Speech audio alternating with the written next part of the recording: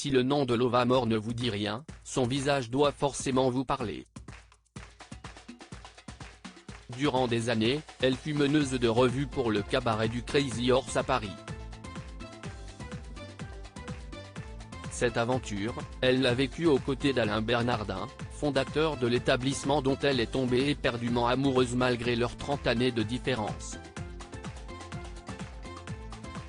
Cette différence d'âge n'a jamais été problématique, dans un sens comme dans l'autre. À tel point que les tourtereaux se sont passé la bague au doigt en 1985. Le bonheur, ils l'ont connu pendant près de 10 ans.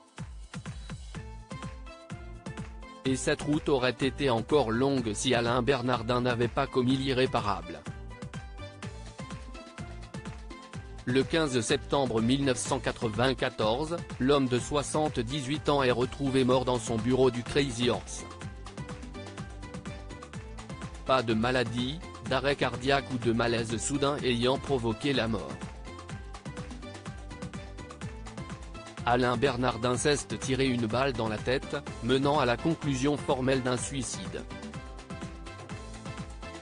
Ce geste, Lovamore, 76 ans aujourd'hui, n'a jamais pu l'expliquer, Alain Bernardin n'ayant laissé aucune lettre expliquant les raisons de son geste. Seule hypothèse plausible pour Eddie Barclay, l'un des proches d'Alain Bernardin, son âge avancé, s'y est un sale coup. J'ai beaucoup de peine. Il était en pleine forme. Si est incompréhensible. La seule explication qui me vient à l'esprit si est qu'il allait avoir 78 ans et s'est dit, bon, maintenant si est terminé. Si est vraiment la seule chose à laquelle je peux penser, déclarait-il à l'époque.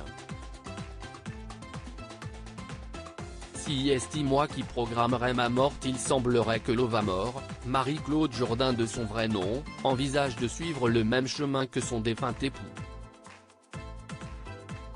Interrogée sur la fin de vie par Thierry Ardisson, l'ancienne meneuse de revue avait indiqué que la mort ne lui faisait pas peur et qu'au contraire, elle préférait presque choisir le moment où elle s'en irait. Très souvent, je pense que si est moi qui programmerai ma mort. Elle avait également indiqué vouloir être inhumée à la Grève-sur-Mignon, le village où elle a vu le jour en Charente-Maritime. Elle s'est depuis retirée du devant de la scène et mène une vie paisible dans la Loire.